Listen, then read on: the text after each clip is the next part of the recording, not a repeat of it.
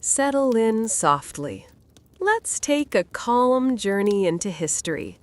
Tonight, we will gently explore a quiet corner of the past.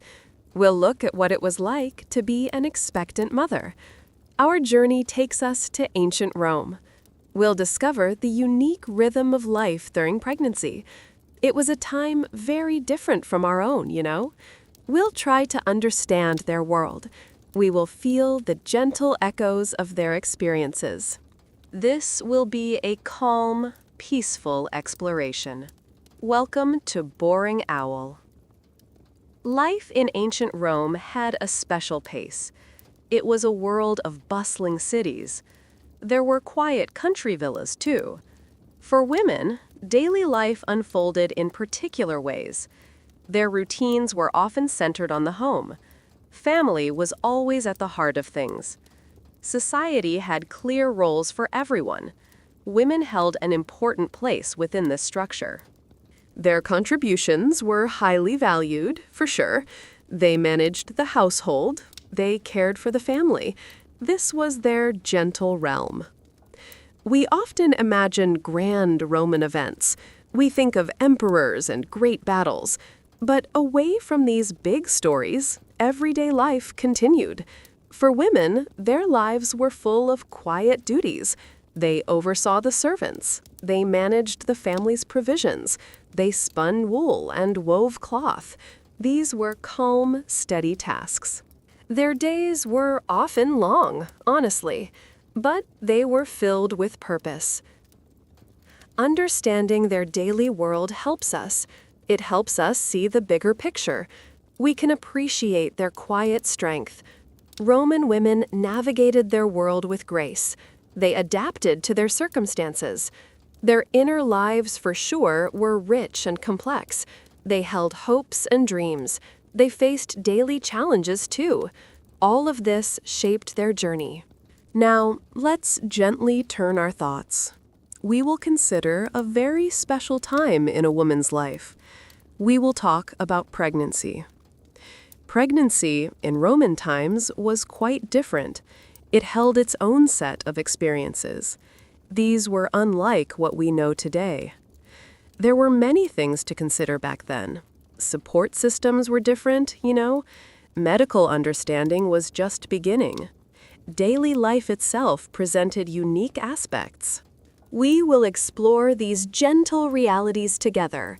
We will not judge the past.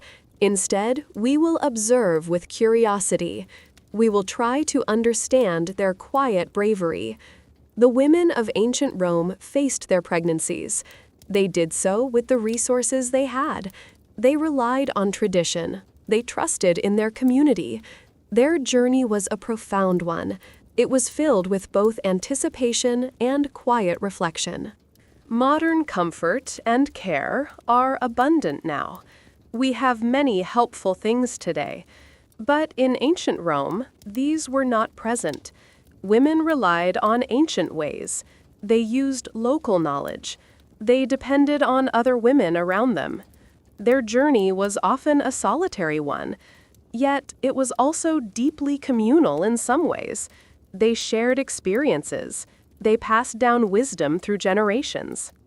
The world of Roman women was structured. It had clear expectations. These expectations shaped many aspects of their lives. This included the journey of pregnancy. Their role as mothers was central. It was a cornerstone of society. Bearing children was seen as a high calling. It contributed to the family's legacy. It also contributed to the Roman state.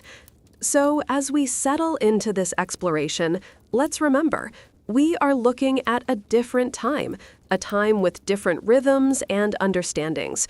We aim for empathy. We seek a gentle appreciation. We want to understand the daily experiences. What did it feel like to carry a new life? What were the quiet joys? What were the hidden worries? How did they navigate this special time? We will approach this topic with great care. We will avoid anything dramatic. Our focus is on the simple, human experience. We want to paint a calm picture. It will be a picture of daily life. It will show the cultural tapestry. This tapestry surrounded expectant mothers. Their stories are woven into history. They speak of quiet endurance. They tell of deep, abiding love. This journey through history is peaceful. It helps us connect with the past. It offers a gentle glimpse into lives lived long ago. We will see how resilient these women were. We will appreciate their quiet strength. They navigated their pregnancies. They did so with a deep connection to their world. Their experiences were deeply personal, yet they were also shaped by their culture. So let's gently begin our calm exploration.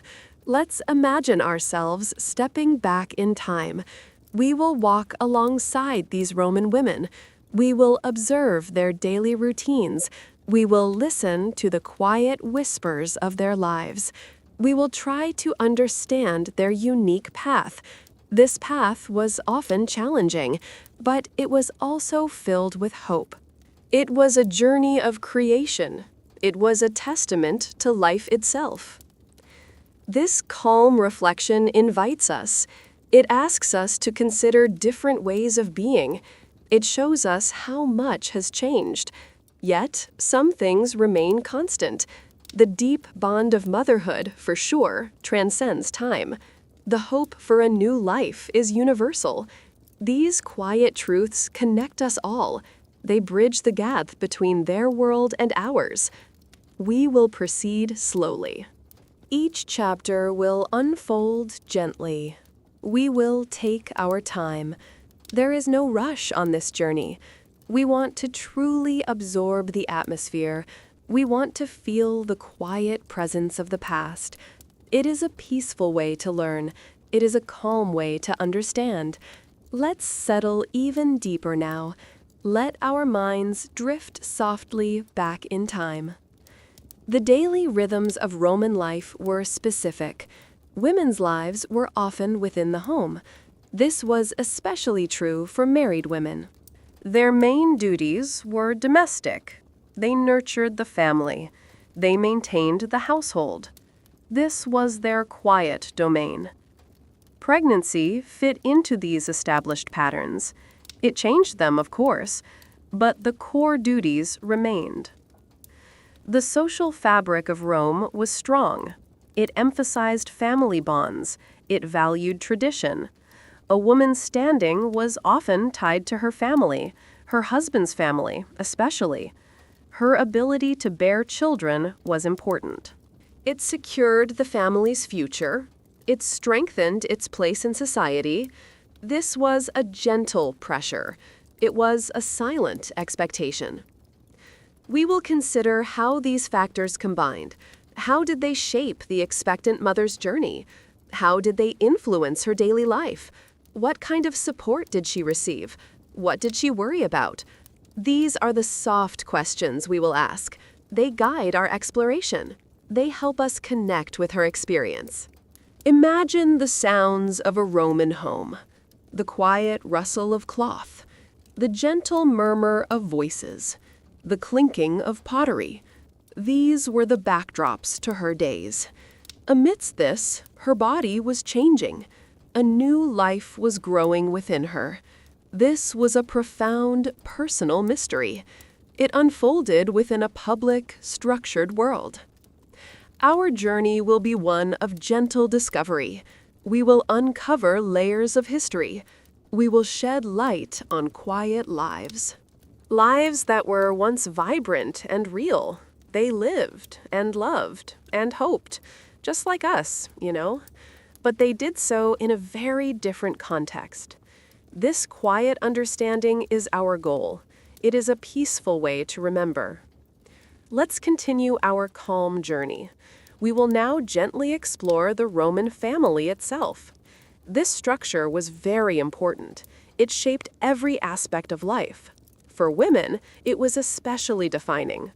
Understanding the Roman household is key. It helps us understand pregnancy, for sure. At the center of the Roman family was the pater familias. This was the father of the family. He was often the oldest male member. He held great authority.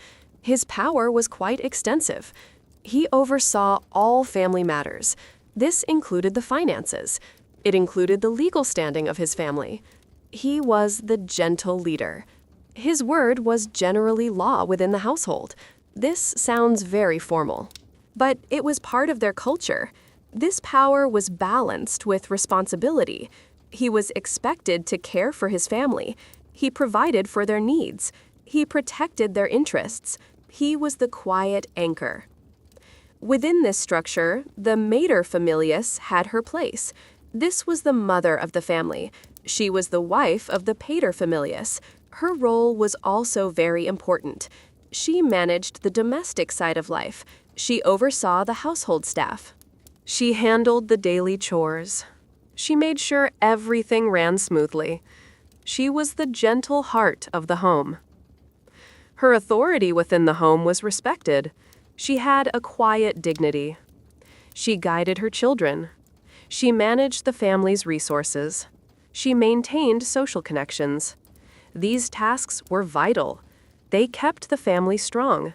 She was often seen as a pillar, a calm, steady presence. Children were a treasured part of the family. They were the future. They carried on the family name. Their upbringing was important. Both parents had a role in this. The mother's influence was significant. She instilled values. She taught gentle manners. She nurtured their growth. Roman society valued family highly. It was the basic unit of the state. Strong families made a strong Rome. Bearing children was a duty. It was also a great joy. It was a way to contribute meaningfully. Women were essential in this process. Their role was celebrated. The primary role of women, was to bear and raise children. This was deeply ingrained in their culture. It was seen as their most noble contribution. They provided heirs for the family. They brought new citizens to the state. This was a gentle expectation. It was part of their societal purpose.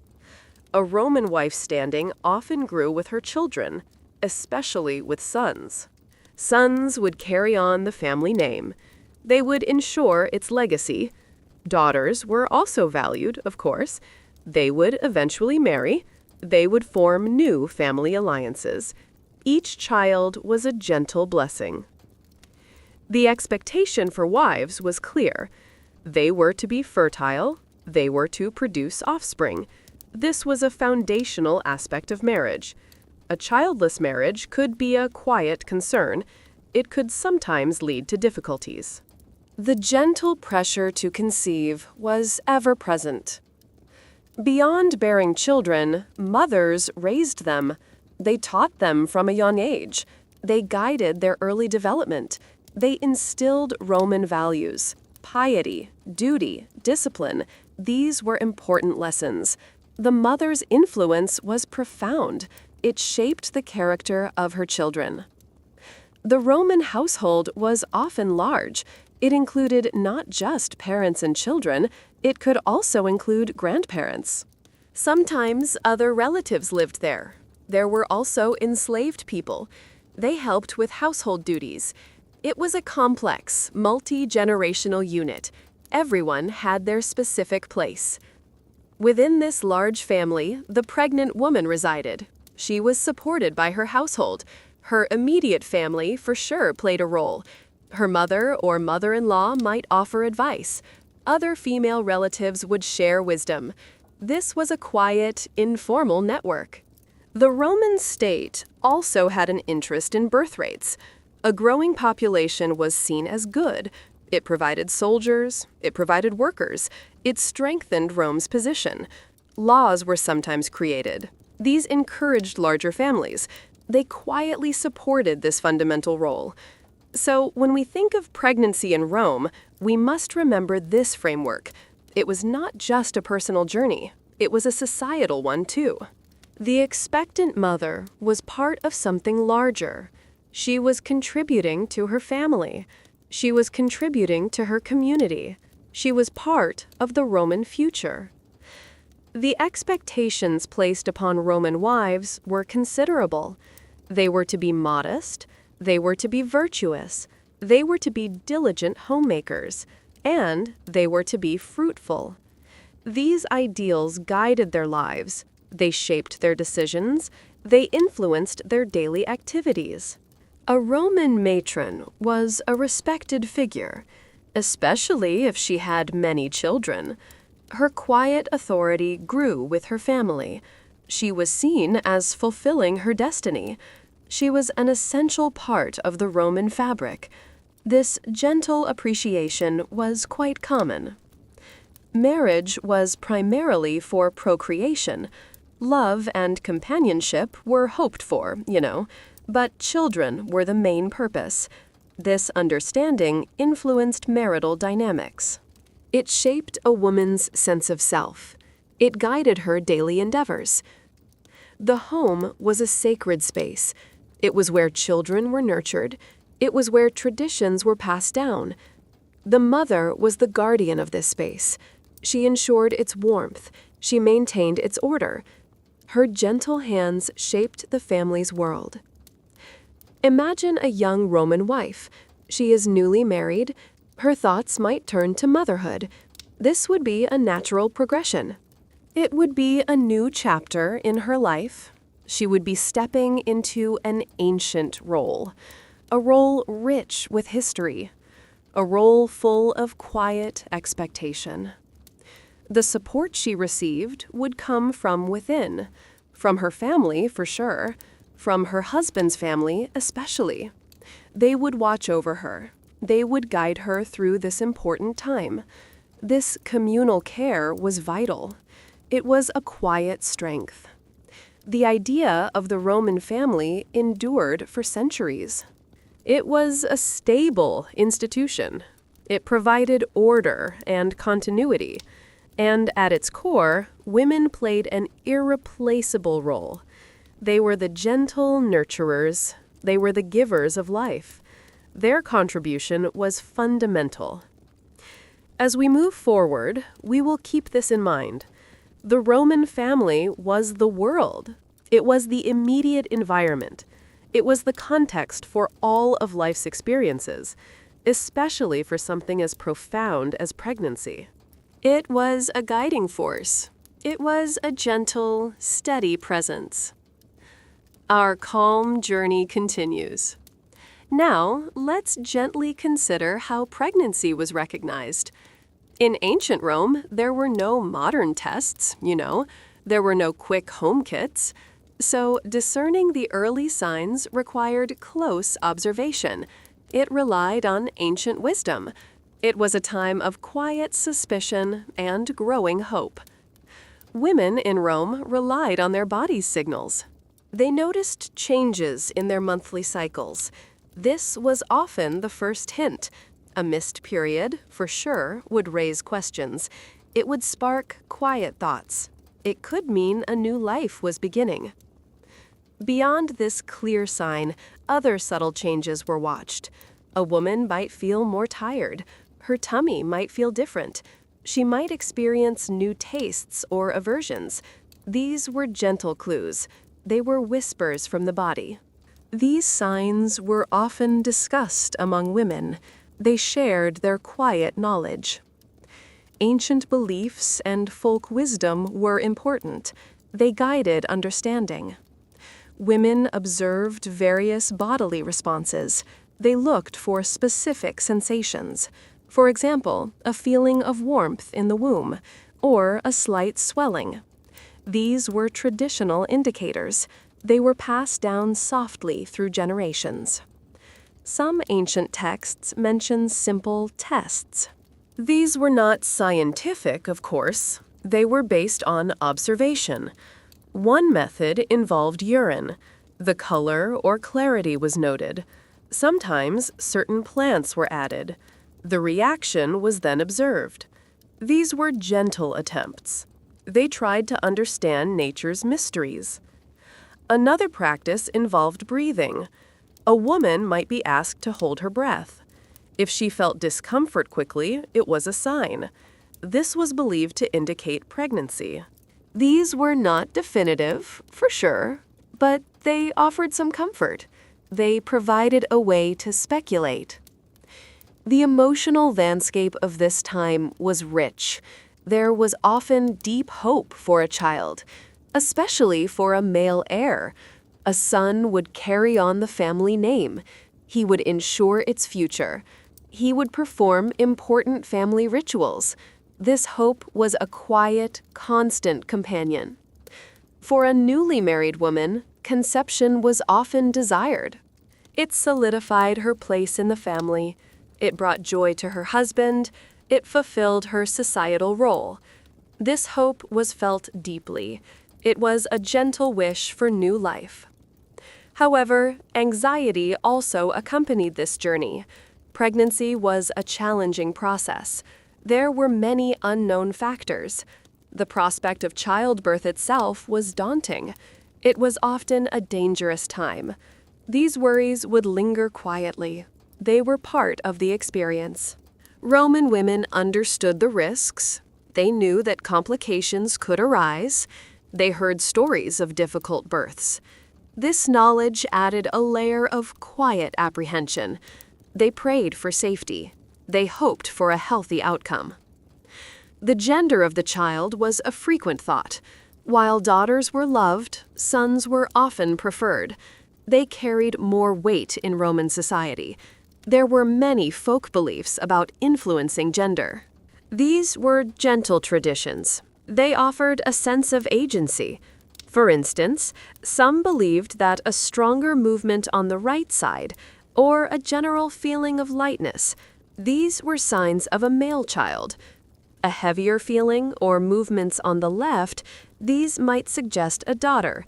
These were quiet interpretations of bodily sensations. Rituals were sometimes performed. These sought to influence gender or to ensure a healthy pregnancy. Women might wear certain charms. They might offer prayers to specific gods. These practices offered comfort. They provided a sense of control. The first few months were often kept quiet. Women might not announce their pregnancy immediately. They waited until the signs were clearer. This was a gentle way to protect the news. It allowed for a time of personal reflection. It was a private anticipation. Close family members might notice first. A mother or sister. They would offer their quiet support. They would share their own experiences. This network of women was invaluable. It provided gentle guidance. It offered emotional comfort. The initial period of suspicion could be tense, especially if previous pregnancies had been difficult, or if there had been loss. Each new pregnancy brought renewed hope, but also a quiet fear. These emotions were deeply personal. They were held close to the heart. Imagine a woman in her Roman home. She feels a subtle shift in her body, a new tiredness perhaps, a change in her appetite. She might confide in her closest female relative. They would share a knowing glance. A quiet conversation would follow. This gentle period of waiting was common. It allowed time for the body to confirm. It allowed the heart to prepare. It was a slow unfolding. A quiet blossoming of a new reality. The world around her continued its usual rhythm, but her inner world was shifting.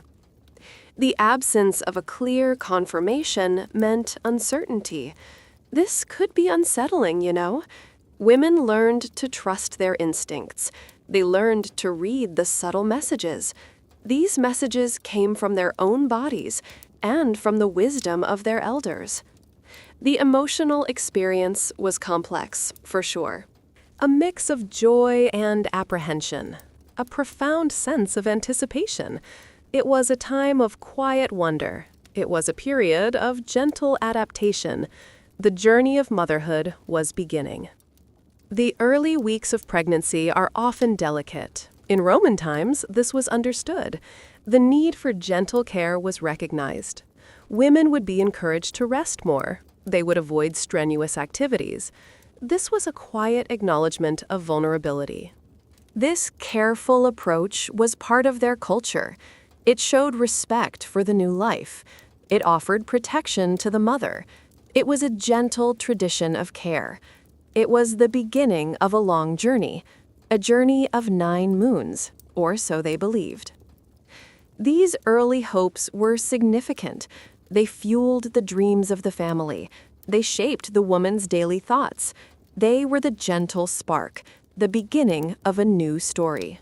A story of life, hope, and quiet resilience. Let's continue our calm journey. We will now gently observe the daily life of an elite Roman woman, a matrona of means. Her world was one of certain comforts. Pregnancy would alter her pace, but her daily rhythm would still flow softly. An elite Roman woman lived in a fine house. It often had many rooms. There might be beautiful frescoes on the walls. Courtyards brought light and air. Servants managed most physical tasks. This allowed her more leisure, for sure. Her mornings might begin calmly. She would rise with the sun. Her attendants would help her dress. Her hair would be styled. She might enjoy a light breakfast. This could be bread, cheese, and fruit. A gentle start to the day. Her primary duties were managerial. She oversaw the household staff. She directed their daily activities. She ensured the smooth running of her home. This required quiet organization. It demanded gentle leadership. She would often manage the family's provisions. She might discuss menus with the cook. She would oversee the spinning and weaving of wool. These were traditional female tasks. They were part of her domain. She kept the household well ordered. Social engagements were also part of her routine. Visiting friends was common. Attending public functions, sometimes. Hosting guests at her own home. These connections were important. They maintained her family's standing. They provided gentle camaraderie. During pregnancy, her activities might shift. She would be encouraged to rest more.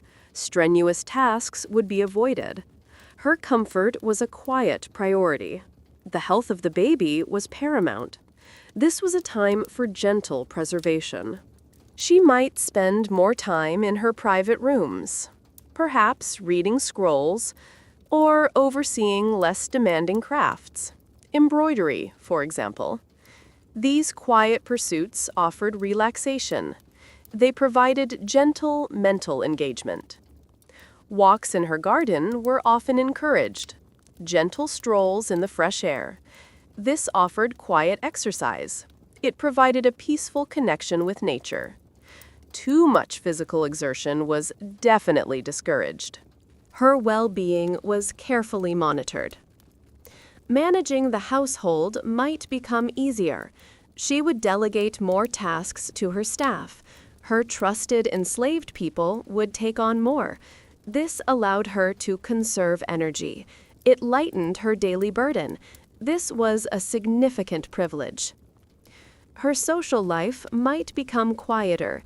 She might attend fewer large gatherings. Longer visits could be tiring. Friends would understand, of course.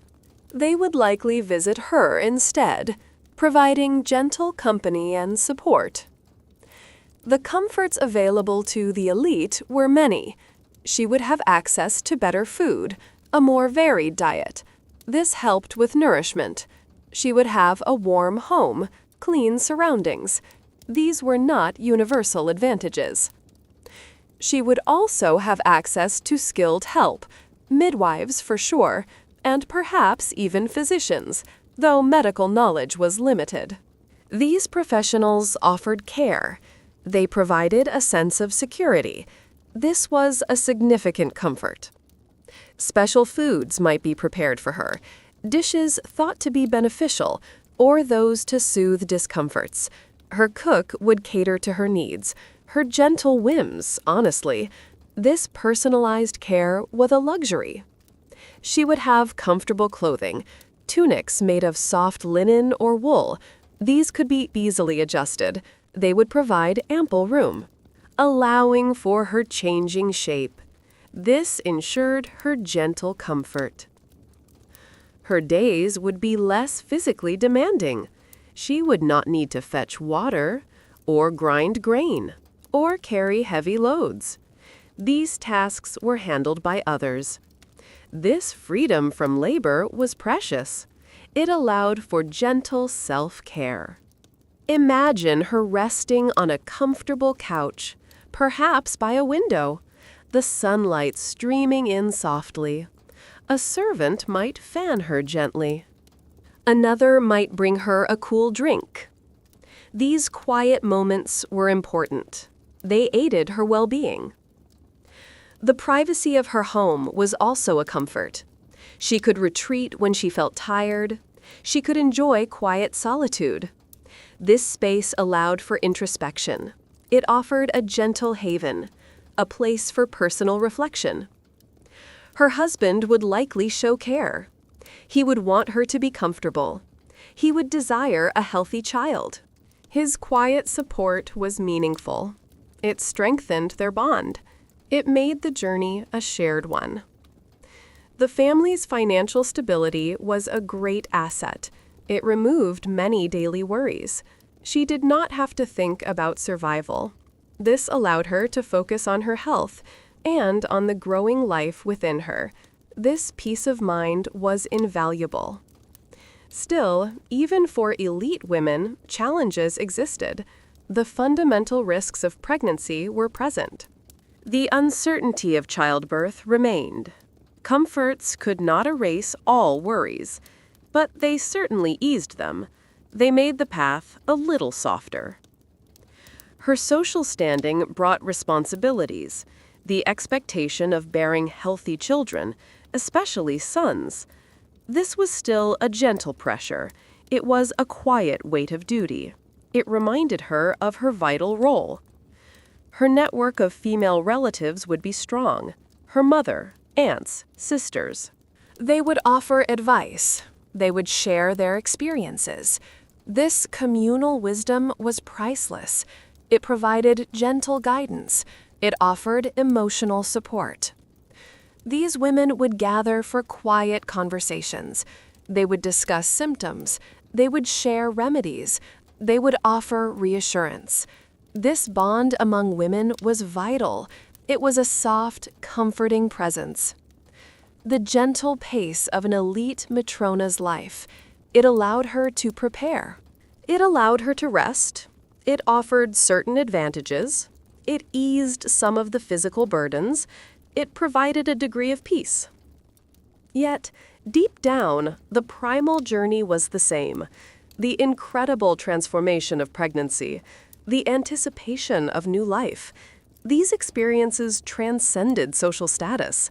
They connected all women. They were universal, for sure. So, while her surroundings were luxurious and her daily tasks were light, the essence of her journey was profound. It was a time of quiet change. It was a period of gentle waiting. It was a step into motherhood. Let's continue our calm journey. We will now gently shift our focus. We will observe the daily life of a common Roman woman, a plebeian woman.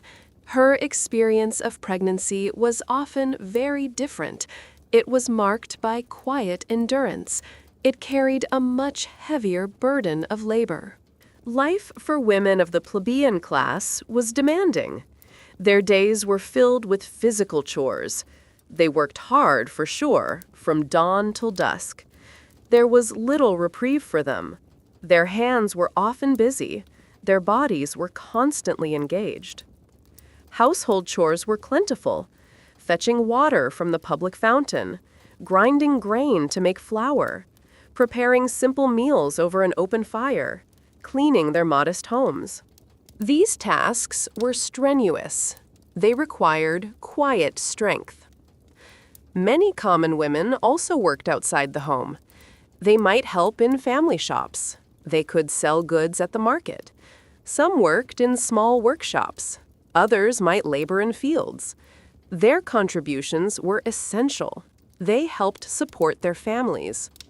Imagine a woman carrying heavy amphorae of water, or kneading dough for hours, or walking long distances to the market. These were daily realities. They demanded physical stamina. Pregnancy often meant continuing these tasks. There was little opportunity for rest. Unlike elite women, they often had no servants. Every task fell to them, or to their children. Their quiet resilience was remarkable. They simply kept going. They had no other choice, you know. As her pregnancy progressed, her body changed, but her workload did not necessarily lighten. She still needed to earn her living. She still needed to care for her family. This was a quiet, constant pressure. It wore on her body. The physical strain could be immense. Backaches were common. Fatigue was a constant companion. Swelling in her feet and ankles. These discomforts were likely amplified. They were part of her daily struggle. Access to nutritious food was limited. Their diet was often simple. Grains, vegetables, and legumes were staples. Meat was a luxury for many. This meant potential nutritional deficiencies. These could affect both mother and baby. She might continue to work right up until childbirth, and often she would return to work quickly afterward. Her family depended on her labor. This was a quiet necessity. There was little time for gentle recovery. The stark contrast in support was clear. Unlike elite women, she had no personal physicians, no private midwives. Her care was often informal. It came from other women in her community, or from family, if available. Her home might be small and crowded, perhaps a single room in an insula.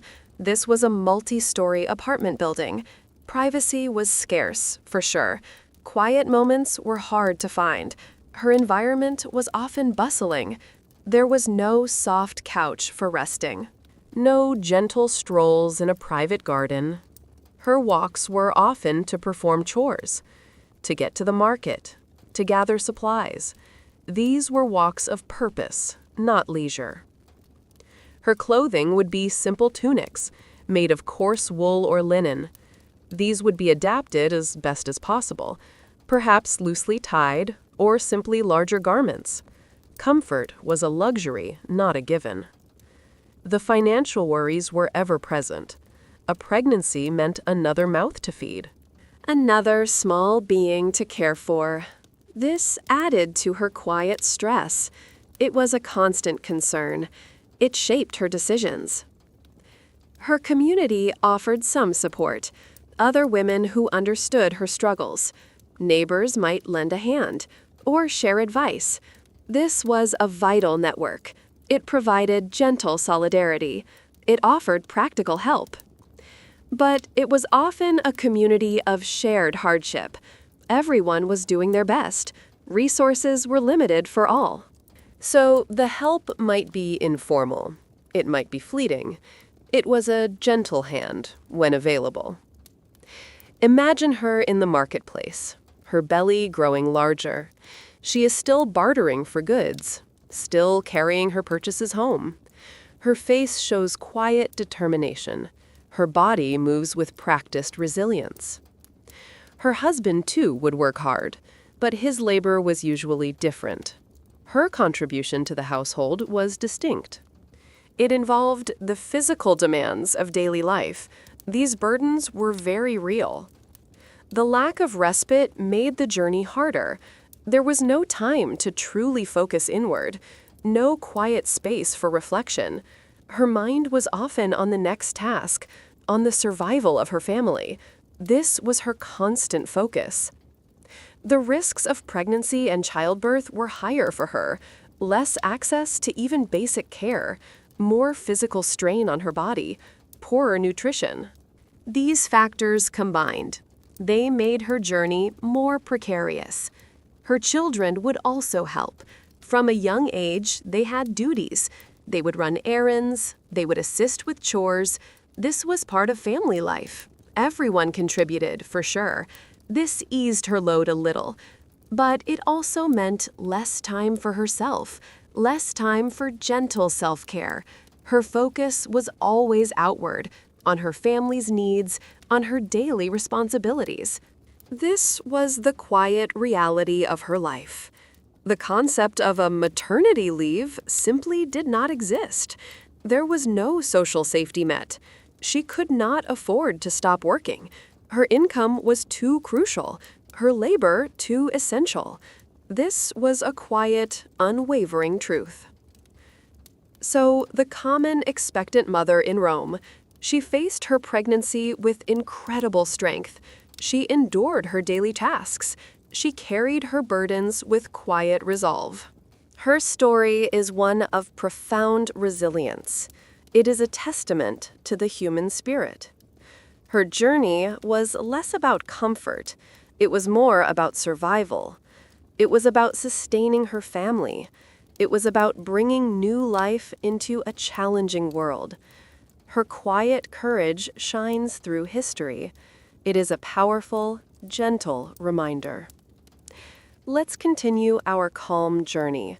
We will now gently explore food. What did Roman women eat during pregnancy? How did they think about nourishment? Their understanding was shaped by ancient wisdom, It was quite different from our modern views. The typical Roman diet was simple. Grains formed the foundation. Wheat and barley were staples. They were used to make bread and porridge. These were eaten daily. They provided essential energy. Vegetables were also very common. Cabbages, onions, leeks, and beans. Lentils and chickpeas, too.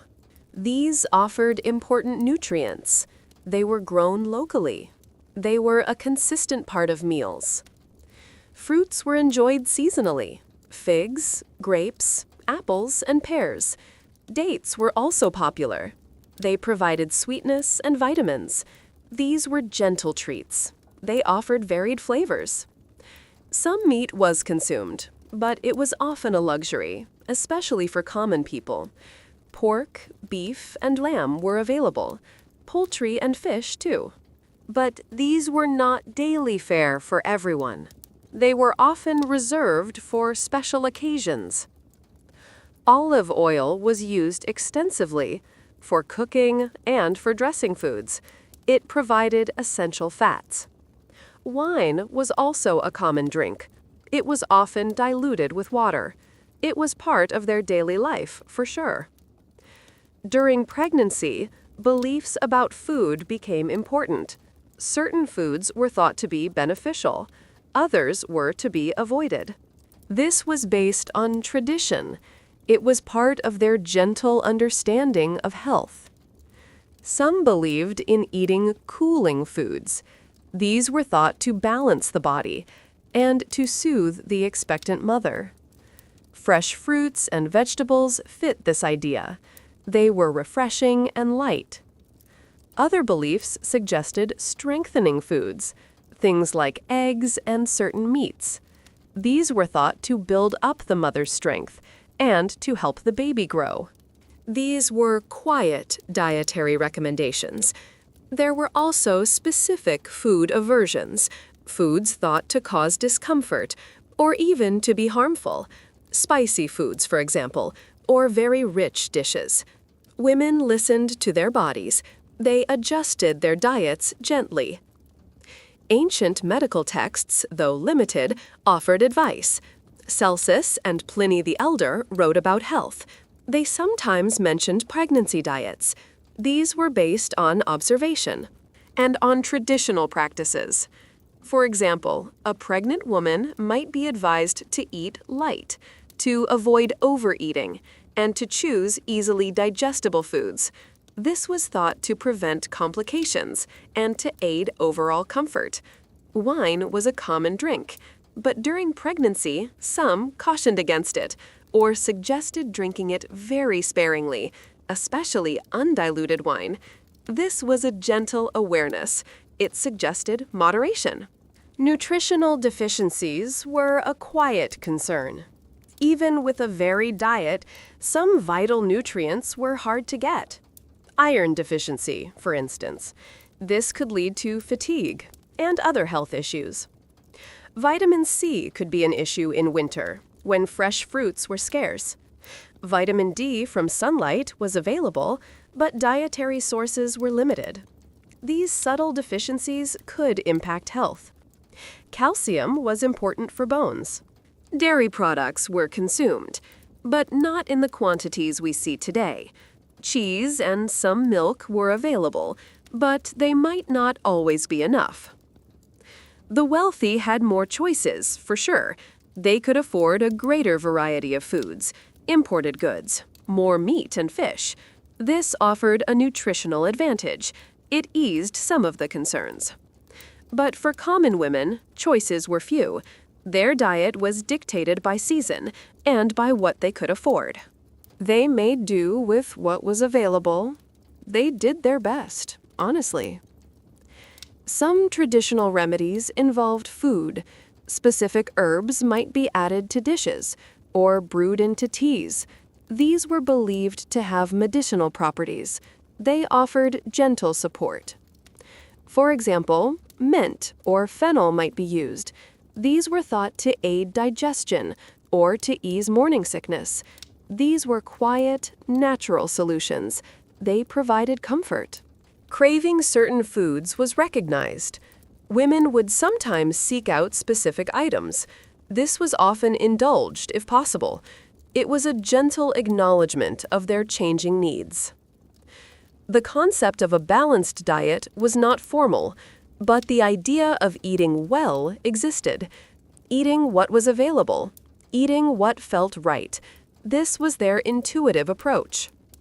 Family meals were important social events. The expectant mother would share meals. She would eat with her family. This was a time of gentle connection. It provided warmth and comfort. The psychological comfort of food was also understood. Eating nourishing meals felt good. It brought a sense of well-being. It was a simple, gentle pleasure. Imagine a Roman woman preparing a meal, a simple stew of lentils and vegetables, perhaps a piece of bread. She would consider her growing baby. She would choose her ingredients carefully. She would hope for gentle sustenance. Her older female relatives might offer advice. They would share old recipes. They would recommend certain foods. This oral tradition was strong. It provided guidance. It offered a sense of continuity. The quiet act of eating was fundamental. It fueled her body. It nurtured her baby. It was a daily ritual of life, a gentle connection to the earth, a deep act of care. So, while their scientific knowledge was limited, the Romans had their own wisdom. They relied on tradition. They trusted in nature. They used food to support life. This was their gentle, ancient way. Let's continue our calm journey. We will now gently delve into Roman beliefs. How did they think about pregnancy? What superstitions did they hold? What rituals did they perform? These beliefs were deeply woven into their lives. They provided comfort, for sure, and a sense of order. The Romans were a deeply religious people. They believed in many gods and goddesses. These deities influenced all aspects of life, including conception, pregnancy, and childbirth. Seeking divine protection was very common. It offered gentle reassurance. Superstitions were widespread. They were unofficial beliefs. They often concerned good luck and bad luck. For pregnant women, these were especially important. People wanted to ensure a safe outcome. They looked for signs and omens. For example, some believed that certain actions could affect the baby. Loud noises might startle it. Strong emotions might mark it. So a calm, peaceful environment was often sought. This was a gentle way to protect. Omens were interpreted from daily events, the flight of birds, the sound of thunder, even dreams. These were seen as messages. They offered clues about the future. They guided behavior, gently. Rituals were performed for protection. Women might wear special charms. These were often small amulets. They depicted protective symbols, or they were made of specific materials. These were thought to ward off harm. One important goddess was Juno Lucina. She was the goddess of childbirth. Her name meant she who brings to light.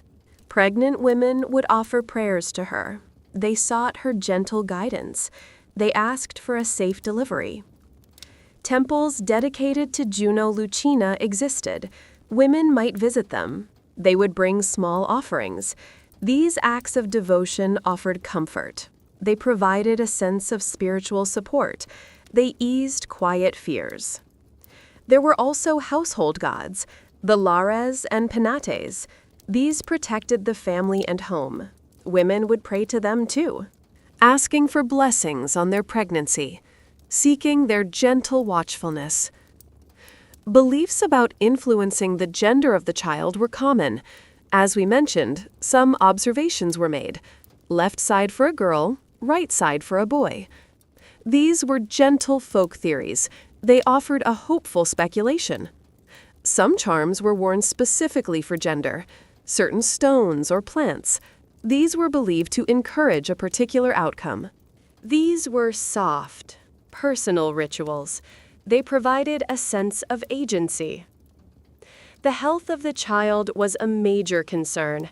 Any perceived imperfections could be worrying. Some believed that maternal thoughts could influence this. So, peaceful thoughts were encouraged. Positive feelings were cultivated. There were also rituals associated with fertility for women hoping to conceive. They might visit specific shrines or partake in certain festivals. Like the Lupercalia, for example.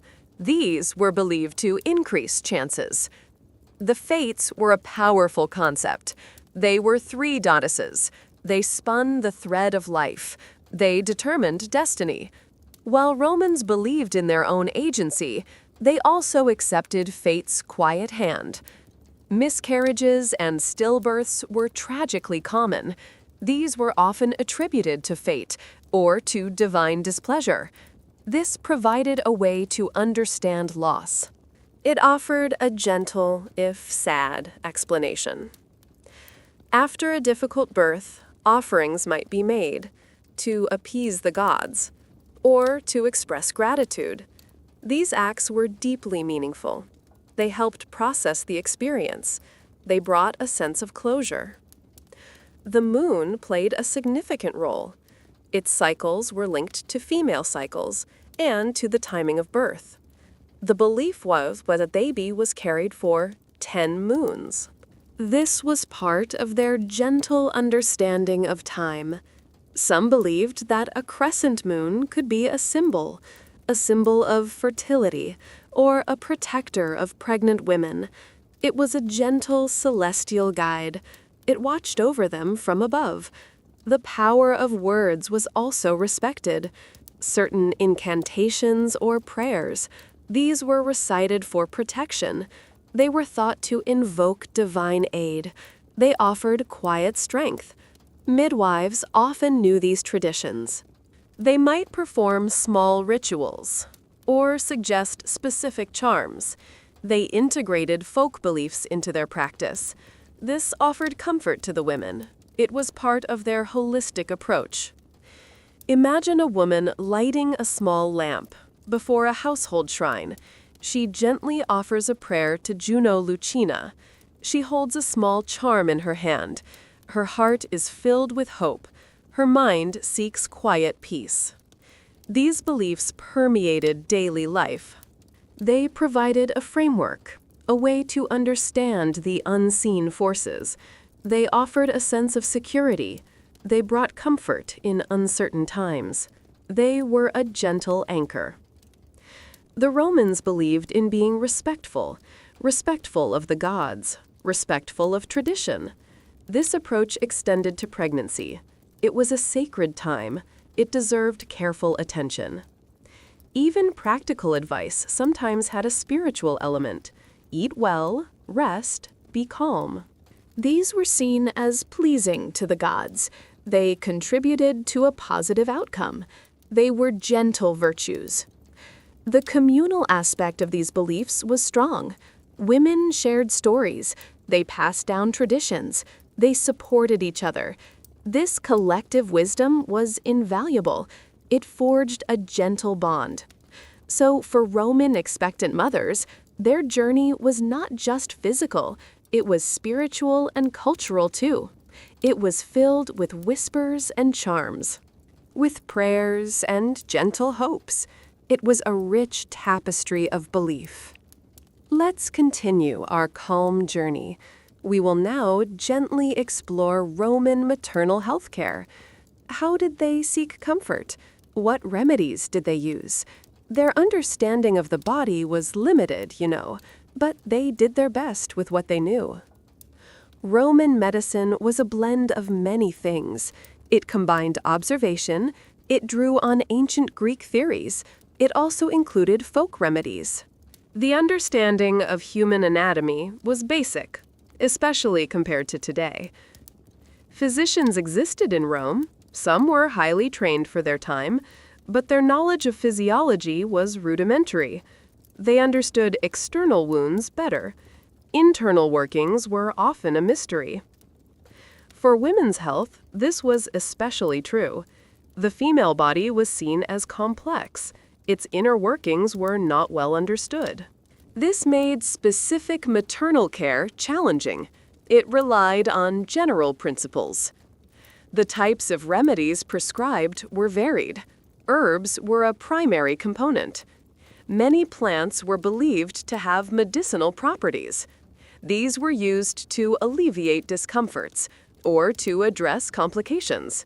For example, herbs like chamomile or mint, they might be used for stomach upsets or for nausea. These were gentle remedies. They offered quiet relief. They were readily available.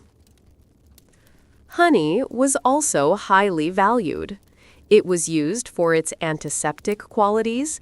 It was believed to be soothing. It was often mixed with other ingredients, creating gentle concoctions. Warm baths were frequently recommended.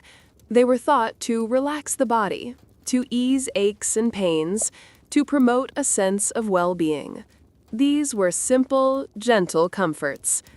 Massages might also be performed, gently rubbing the skin, using perfumed oils. This was believed to improve circulation and to relieve muscle tension. It offered physical solace. For swelling, certain poultices might be applied. These were pastes made from herbs. They were meant to reduce inflammation. They were quiet, external treatments. They aimed for gentle relief. Bloodletting was a common practice for many ailments, for sure. It was believed to balance the body's humors. However, for pregnant women, it was often avoided, unless absolutely necessary. This showed some gentle caution. Dietary advice, as we discussed, was important. Eating light, easily digestible foods. Avoiding rich or heavy meals. This was thought to support the body and to prevent issues. The general approach to illness was holistic. They considered the whole person, not just the specific symptom. They looked at lifestyle, at emotions, at spiritual well-being. This was a gentle, comprehensive view. For wellness, moderation was key. Moderate exercise, moderate eating, moderate emotions. This balance was seen as vital. It promoted good health. It was a gentle philosophy. Regarding women's specific health, midwives were crucial. They were often the first point of contact. They had practical experience. They passed down knowledge through generations. They offered hands-on care. Physicians might be consulted for more serious issues, but they often lacked specialized knowledge. They might rely on general medical principles, which were not always suitable. For the pregnant body. The concept of hygiene was understood. Public baths were used regularly. Personal washing was common. But cleanliness in medical procedures was not. Germ theory was unknown, This presented unseen risks. Tools used in childbirth were simple and might not have been sterilized. This was a quiet danger.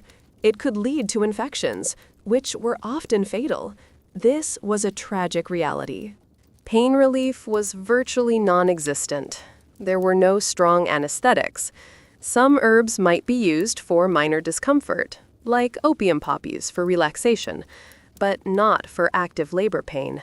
This was a harsh reality. Emotional support was very important. Women relied on their families, on their communities. They shared their anxieties. They offered each other reassurance. This network was a quiet strength. Prayers and religious rituals, as we discussed, they played a significant role. They offered spiritual comfort. They provided a sense of control in a world that often felt unpredictable. Imagine a Roman woman experiencing morning sickness.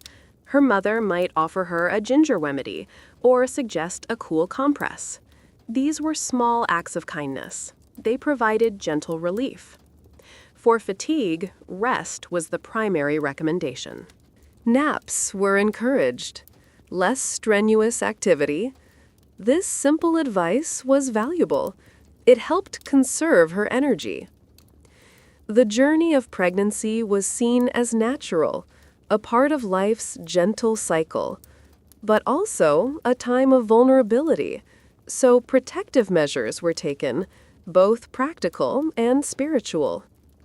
While Roman maternal health care was limited, it was not entirely absent. Women did seek comfort. They used the knowledge they had. They supported each other. They did their very best, for sure. This gentle approach to wellness, it focused on natural remedies. It relied on community support. It blended science with tradition. It was a testament to their quiet resourcefulness. It provided what comfort they could. Let's continue our calm journey. We will now gently explore personal care. How did Roman women manage hygiene during pregnancy? Cleanliness was valued in Roman society, But there were specific challenges for expectant mothers. Without modern amenities, things were different. General Roman hygiene practices were quite advanced for their time. Public baths were central to daily life. They were places for washing. They were also social hubs. Both men and women used them, though often at different times, or in separate sections. Personal washing was common. Romans used water, oils, and strigils. A strigil was a curved metal tool. It was used to scrape off oil and dirt. This was their gentle way of cleansing. Soap, as we know it, did not exist. During pregnancy, personal cleanliness remained important. Keeping the body clean was believed to be healthy. It prevented unpleasant odors. It maintained a sense of dignity. These were quiet acts of self-care. However, challenges did arise. As the body changed, certain tasks became harder. Reaching certain areas for washing. Moving around in crowded public baths. These could be subtle difficulties. For elite women, private baths were available, or bathing could be done at home with the help of servants. This offered more comfort. It provided more privacy. It eased the physical demands. For common women, public baths were often the only option, or washing in shared spaces. This presented more hurdles. Maneuvering a pregnant body in such environments could be a quiet struggle. The sheer size of a pregnant belly, it could make movement awkward. Bending, squatting, reaching, These actions could become difficult, especially in later stages. This was a physical reality. The concept of modesty was strong in Roman culture. Women were expected to be modest, especially in public settings. The changing pregnant body, it might make public bathing less comfortable. Privacy surrounding the pregnant body was also important. Women often preferred to keep their changing shape a little more discreet. This was a gentle cultural norm. It guided their behavior. Therefore, some pregnant women might reduce their visits to crowded public baths, opting for more private washing or sponge baths at home if that was possible for them. This was a personal choice. Access to clean water was vital. Romans had impressive aqueducts. These brought fresh water to cities. But in homes, it still needed to be collected and heated for bathing. This required effort. Without modern plumbing, water had to be carried. This was a significant chore, especially for common women. This task could become very taxing as the pregnancy progressed. Clean clothing was also part of hygiene. Tunics and stolas were washed regularly. This helped with comfort. It maintained a sense of freshness. It was a quiet ritual of cleanliness. The lack of specialized maternity wear was noteworthy. Women adapted their regular clothes. This meant loose-fitting garments, which could be adjusted to accommodate their growing shape. These adaptations helped with comfort, but they might not always be ideal. Keeping clothes clean and fresh, while dealing with bodily changes, could be a quiet challenge. Bodily fluids could also be a concern. Without modern absorbent materials, managing these during pregnancy could require extra care. Women used cloths and linens. These were washed frequently. Imagine a woman gently washing herself at home, perhaps using a basin of warm water with a soft cloth. Her movements are careful. Her focus is on feeling clean. This quiet routine offered comfort. The smell of perfumed oils was common. They were used after bathing to moisturize the skin and to provide a pleasant scent. This was a small luxury. It contributed to well-being. Hair care was also part of personal hygiene. Hair was often washed and styled daily. This was an important aspect of a Roman woman's appearance. It showed quiet care. Oral hygiene was practiced too. Mouthwashes were used. Some even used abrasive powders to clean their teeth. This was part of their overall cleanliness. It contributed to health. While their methods were different, the Romans valued cleanliness. They understood its importance, especially during a sensitive time, like pregnancy. They did their best to maintain it. The challenges were mostly practical: physical limitations, lack of private facilities, the constant need for water. These were the quiet hurdles they faced on a daily basis. Yet, despite these difficulties, Roman women maintained their personal care. They adapted their routines. They relied on their available resources. Their quiet determination shone through. This gentle insight into their daily lives, it helps us appreciate their efforts. It shows their resilience. It highlights how much has changed in terms of comfort and convenience. So, personal care and hygiene during pregnancy, it was a conscious effort. It was a blend of cultural norms and practical adjustments. It was a quiet testament to their daily lives. Let's continue our calm journey. We will now gently observe Roman clothing. How did expectant mothers adapt their garments? There was no specialized maternity wear, so creativity and practicality were key. Standard Roman attire was generally simple. Women wore tunics. These were basic, often sleeveless garments. They were made of linen or wool. They were worn underneath other clothes. They were the foundation of their outfit. Over the tunic, women wore a stola. This was a long, sleeveless dress. It was typically worn by married women. It often reached the ankles. It was fastened at the shoulders. It represented her status. For outdoor wear, a palla was common. This was a large, rectangular shawl. It draped over the stola. It could be pulled over the head. It provided warmth and modesty. These were the main elements of their wardrobe. When a woman became pregnant, her body changed. Her abdomen would gently swell. Her waistline would expand. These changes required adjustments. Her existing clothing needed to accommodate them. The tunic, being a foundational garment, was quite adaptable. It was usually loose-fitting, especially in its simpler forms. This allowed for some expansion. It provided basic comfort. As the pregnancy progressed, a woman might choose to wear tunics of a larger size, or perhaps ones cut more generously. This offered more room. It eased any constriction. The stola posed more of a challenge. It was often fastened at the shoulders and sometimes belted at the waist. A growing belly would make belting impossible. It would become uncomfortable. So women would likely wear their stolas more loosely.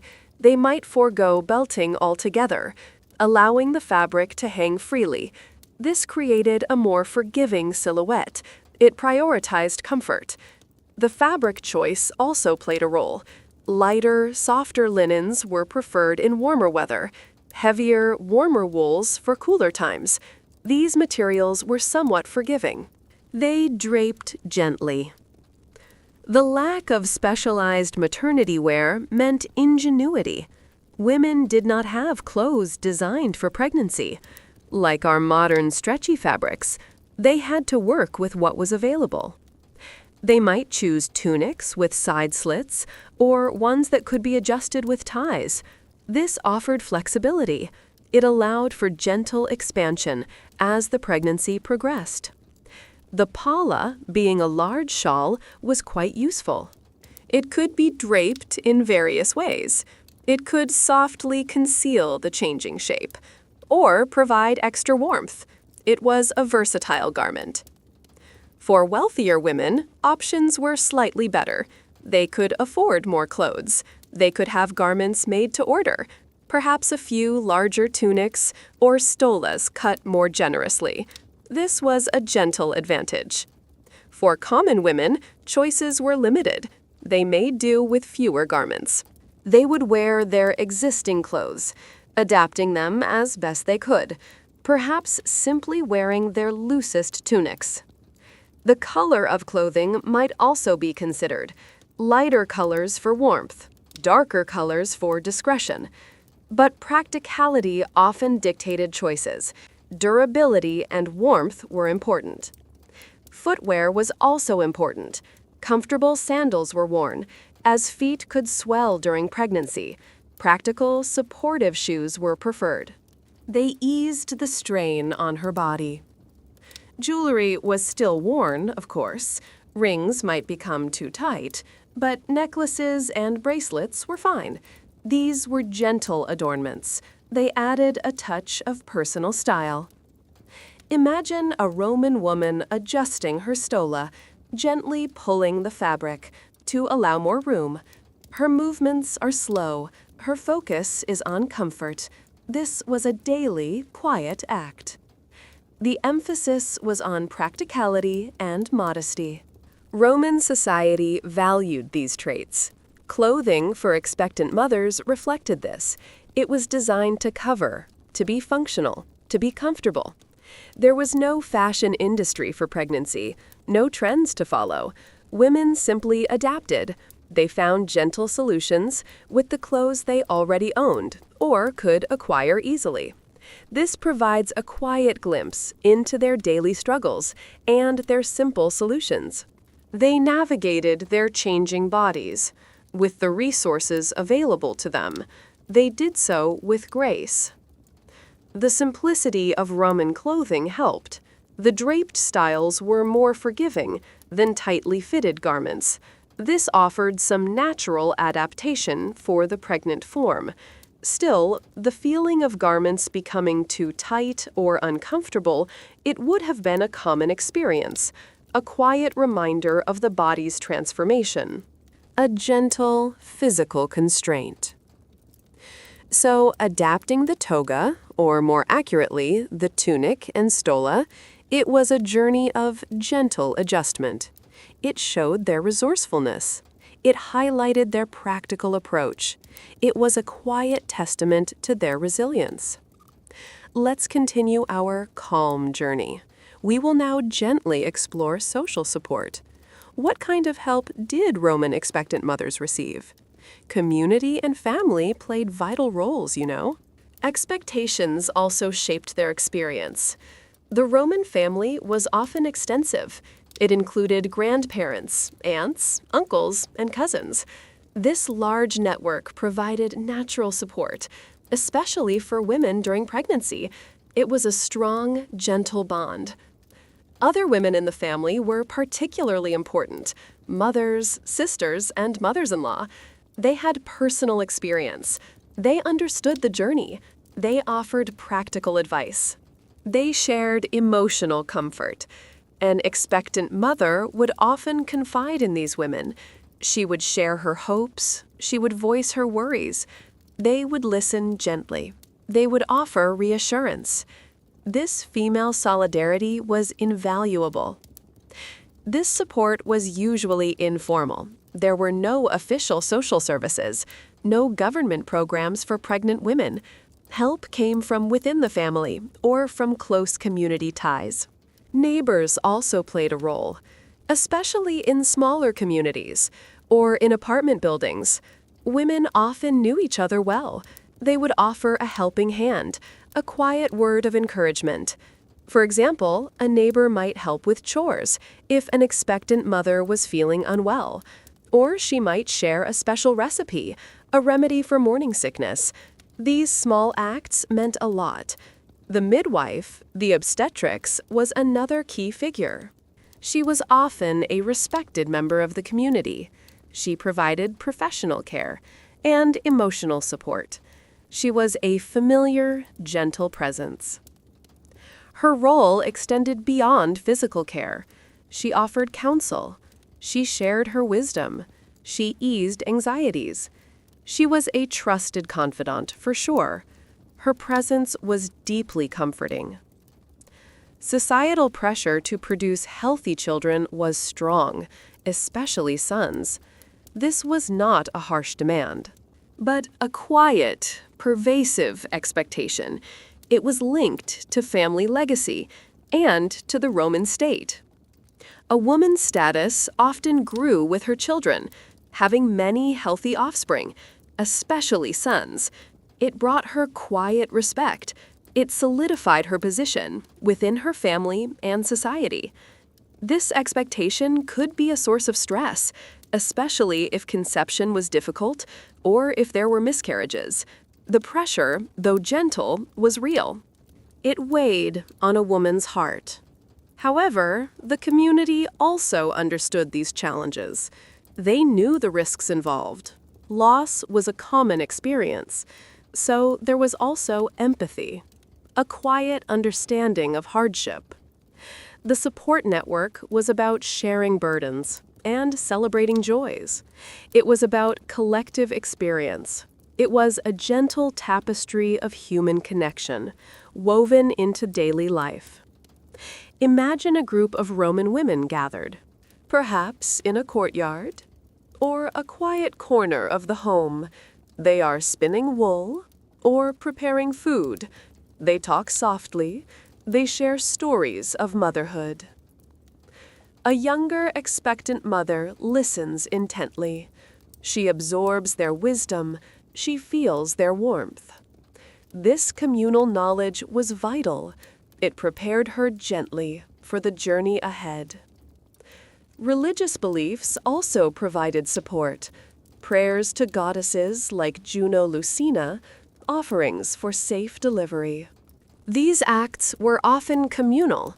They united women in shared hope. The husband's role was also supportive. He would want his wife to be comfortable. He desired a healthy child. He might ensure she received extra care or reduce her responsibilities. This gentle care was important. For elite women, enslaved people provided practical help. They managed chores, they attended to the mother's needs. This freed her from physical labor. It allowed for more rest. This was a significant advantage. For common women, this kind of help was rare, but mutual aid among neighbors was common, helping with children, sharing resources. These were vital acts of kindness. They eased daily life. The concept of a village raising a child, it was very much alive in Rome. The community nurtured the mother. It awaited the new arrival. It celebrated new life together. This was a gentle, collective effort. Funerals for infants were also communal. When loss occurred, the community grieved together. This shared sorrow was important. It helped families cope. It provided quiet solace. So, while formal support systems were absent, the informal networks were strong. Family, friends, and neighbors. They formed a quiet safety net. They offered comfort and practical aid. The social fabric of Rome emphasized connection. It valued mutual responsibility. These principles extended to pregnancy. They ensured that expectant mothers were not alone. They had their gentle community. This deep sense of belonging was vital. It helped women navigate their journey. It provided emotional strength. It made the experience a shared one. It fostered quiet resilience. Let's continue our calm journey. We will now gently explore the role of the Roman midwife. She was called an obstetrix. She was a very important figure, you know. She offered a helping hand during this sensitive time. The obstetrix was usually an older woman. She often had children of her own. She gained her training through practical experience. She learned from other midwives. She absorbed wisdom passed down through generations. This was her gentle school. Her role was crucial during pregnancy, and especially during childbirth. She was the primary healthcare provider for expectant mothers. Her knowledge was invaluable, for sure. Her tools were simple: a birthing stool, clean cloths, warm water, perhaps some herbs. These were her basic implements. She relied mostly on her hands and on her quiet judgment. She understood the natural process of birth. She knew how to support the mother. She offered comfort and encouragement. She guided the delivery gently. Her presence was calming.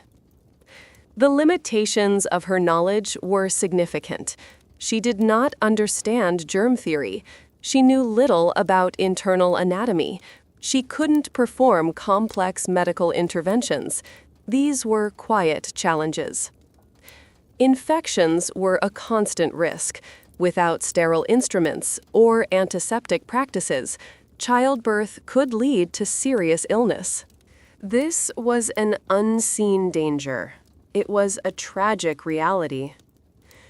Complications during birth were also very difficult. If a baby was in a difficult position, or if labor stalled, the midwife had limited options. Her ability to intervene was restricted. Still, the obstetrix did her best. She used her practical skills. She relied on her experience. She provided what care she could. Her quiet dedication was profound. There was a difference between trained midwives and informal helpers. Some women might simply assist, a neighbor or a family member. These were not professional midwives. A trained obstetrix had a reputation. Her skills were known. Her experience was valued. She might serve many families, both rich and poor. She was a respected professional. She often integrated folk beliefs into her practice, charms for protection, prayers for a safe delivery. She understood the spiritual needs of the expectant mother. This offered extra comfort. She also provided postpartum care. She would attend to the mother after birth. She would help with the newborn. She would offer advice on breastfeeding and infant care. She was a holistic caregiver. Imagine a midwife sitting quietly next to an expectant mother. She offers gentle words of reassurance. She talks about the natural process. She shares her calming wisdom. Her presence brings peace. Her role was often highly personal. She formed a close bond with the women she served. She witnessed profound moments. She shared in their deepest hopes and their quiet fears. The availability of midwives varied. In cities, they were more common. In rural areas, access might be limited. Women might rely more on family or less experienced helpers. The midwife was a symbol of hope. Her presence signaled expertise. Her gentle touch brought comfort. She was a vital part of the Roman birthing experience. She was a helping hand. She also played a social role. She was often a keeper of community knowledge. She knew many families. She understood their histories. She was a trusted member of society. Her income would vary. Wealthy families would pay more. Common families would pay less. Sometimes payment was in kind, goods or services. She adapted to her client's means. This gentle insight into her world, it helps us appreciate her importance. She stood at the crossroads of life and death. She guided women through one of life's biggest events. Her quiet strength was immense. The legacy of the Roman midwife is significant. She represents ancient wisdom. She embodies practical care. She was a constant presence. For countless women throughout history, she was truly a helping hand. Let's continue our calm journey. We will now gently explore the challenges of pregnancy. Roman women faced many unseen dangers, you know. They dealt with discomforts. They also faced serious complications, often without understanding them fully. Morning sickness was a very common complaint, nausea and sometimes vomiting, especially in the early months. This caused discomfort. It made eating difficult. It was a quiet struggle for many. Fatigue was another constant companion. Carrying a new life demands energy. Many women felt constantly tired, especially those who continued daily labor. This exhaustion was very real. Other discomforts included backaches, swelling in the legs and feet, heartburn, and indigestion. These were common physical complaints. They were part of the daily experience. They added to the quiet burden. The lack of understanding was a significant challenge. Conditions like preeclampsia were unknown. This is a serious blood pressure disorder. Its symptoms could be confusing. Swelling, headaches, vision changes, they were not linked to a specific cause. Gestational diabetes was also not understood. High blood sugar during pregnancy.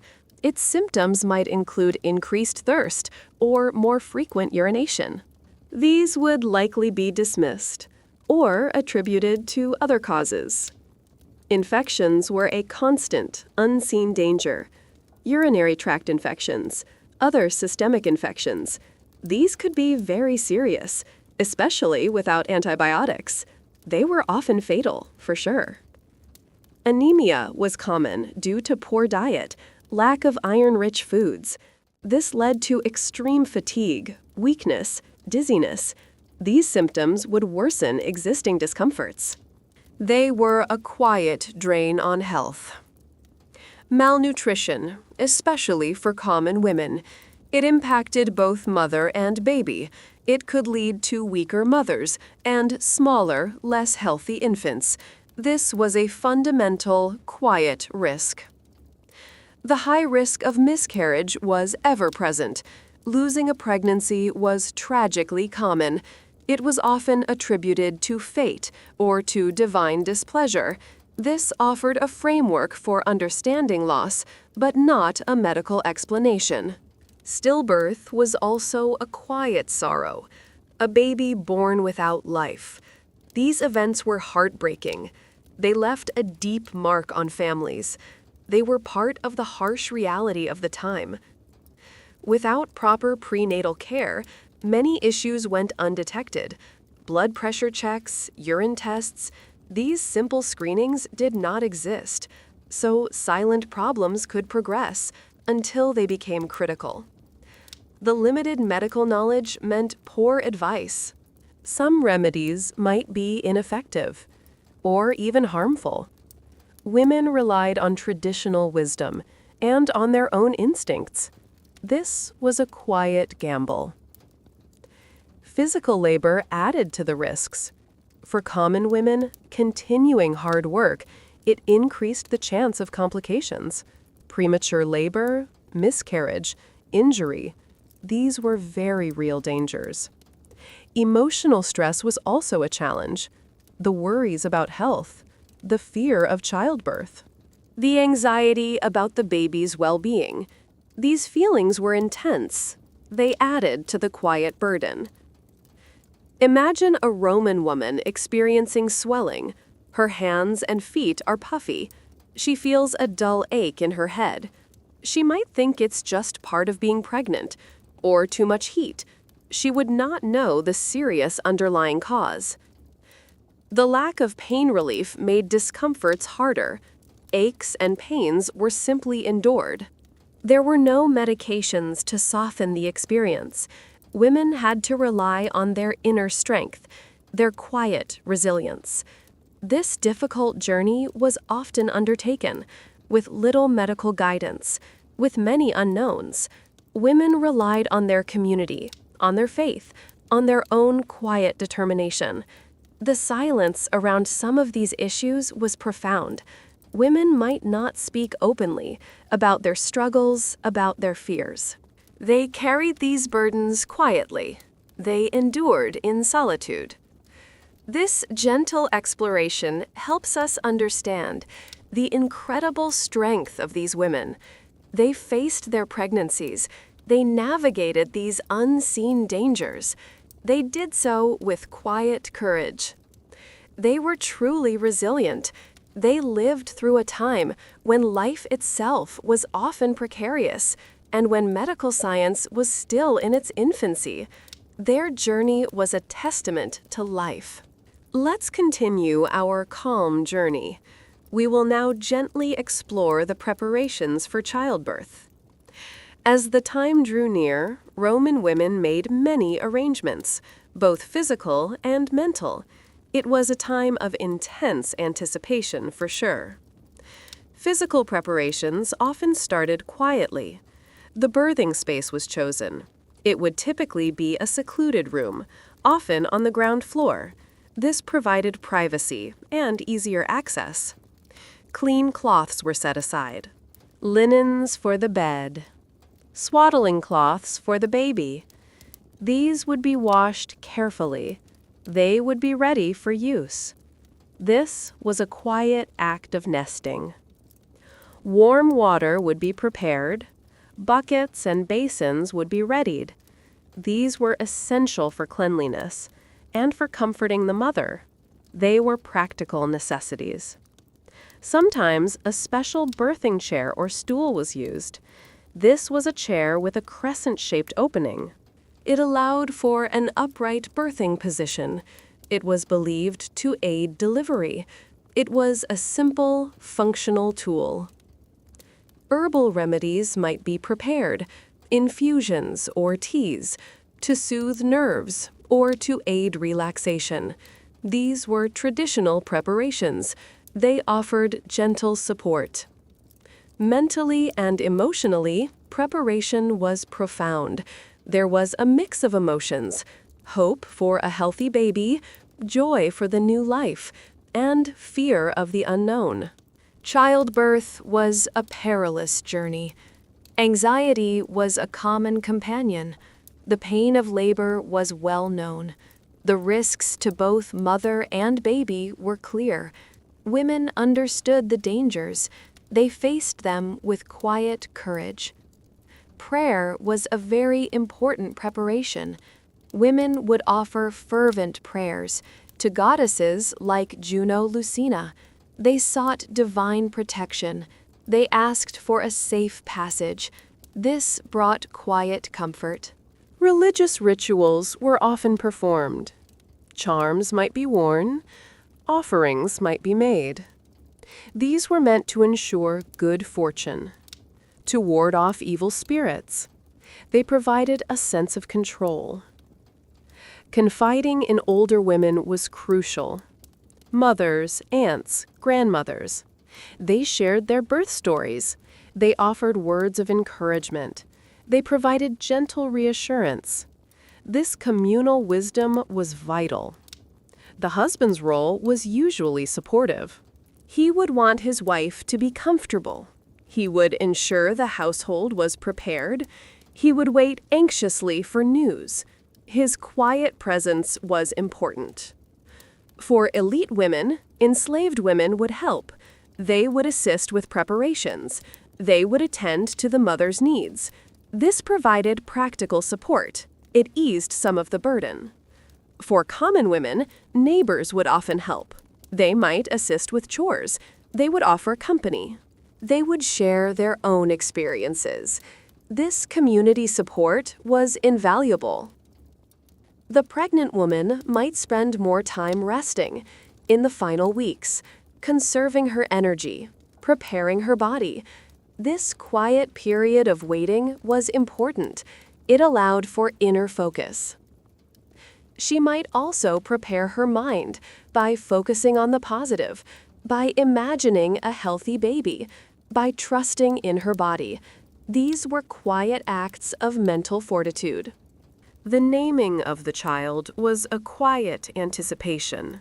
Though the official ceremony happened later, parents often thought about names. They discussed possibilities. This brought a gentle excitement. The clothes for the baby were simple: swaddling bands of linen or wool, small garments. These were prepared with care. They were symbols of hope for the new life to come. Imagine a Roman woman in her final weeks. Her hands gently rub her belly. She quietly talks to her unborn baby. She prays for its safe arrival. She gathers her inner strength. This was a profound personal journey. The anticipation of arrival was immense.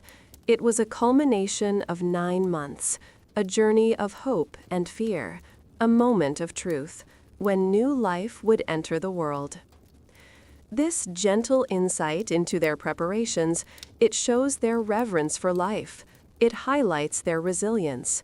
They faced this profound event with all the resources they had, with quiet determination. Let's continue our calm journey. We will now gently step into the birthing chamber. What was the environment like? What was the experience of childbirth? It was an intensely physical process, and often a very challenging one. Childbirth in Roman times typically occurred at home. It was a domestic event, not a medical one as we know it today. The chosen room would be private. It would be quiet. This was the intimate setting for birth. Usually, female attendants were present. The midwife, of course, close family members, her mother, sisters, or experienced friends. These women provided support. They offered comfort. Their presence was crucial. Men, including the husband, were generally excluded.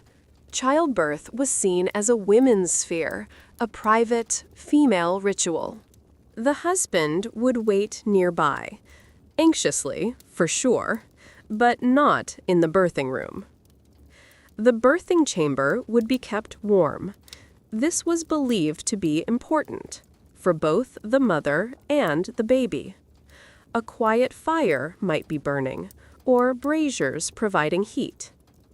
The birthing chair or stool was often used. This was a special seat. It allowed the woman to sit upright or to lean forward. This position was thought to help gravity. It was believed to aid the baby's descent.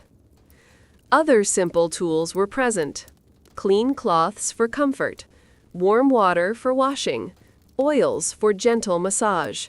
These were basic necessities. They were used to support the laboring woman. Herbs might be prepared for the mother, to encourage contractions, or to provide some relaxation. These were traditional remedies. They offered gentle, limited assistance. The experience of labor was long and hard. There was no modern pain relief, no epidurals or strong medications. Women endured the intensity with their own inner strength. They might vocalize their pain, crying out, moaning.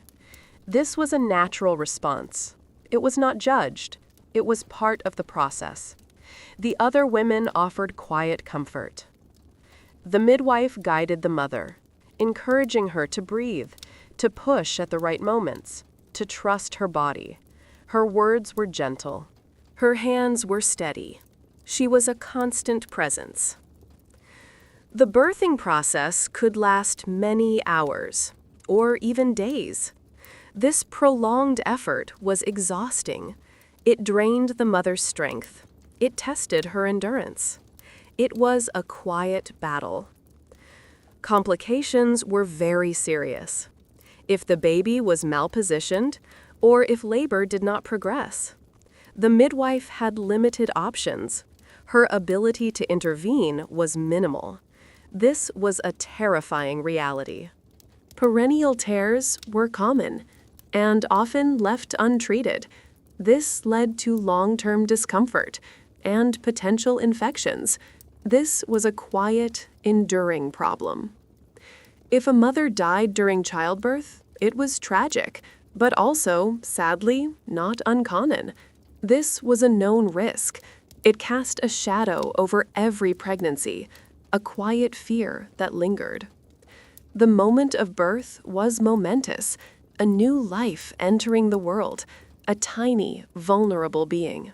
Despite the hardship, it was a moment of profound joy and immense relief. The midwife would clean the baby, check its breathing, swaddle it in clean cloths, then gently present it to the mother. This was a sacred moment, a quiet introduction. The afterbirth was also handled with care. It was often buried or disposed of ritually. This was part of their customs. It showed respect for the birthing process. Imagine the sounds of the birthing chamber. Quiet murmurs of encouragement, the rhythmic breathing of the mother, the occasional cry of pain, the soft rustle of cloths, the moment of a baby's first cry. The environment was intimate and supportive, focused entirely on the mother and the baby. It was a space of intense human experience, a quiet crucible of life. This gentle insight into their birthing experience, it deepens our appreciation for the strength of Roman women. They faced this ultimate challenge with profound courage, with quiet determination. Let's continue our calm journey. We will now gently explore the first moments after birth. What was postpartum care like in ancient Rome?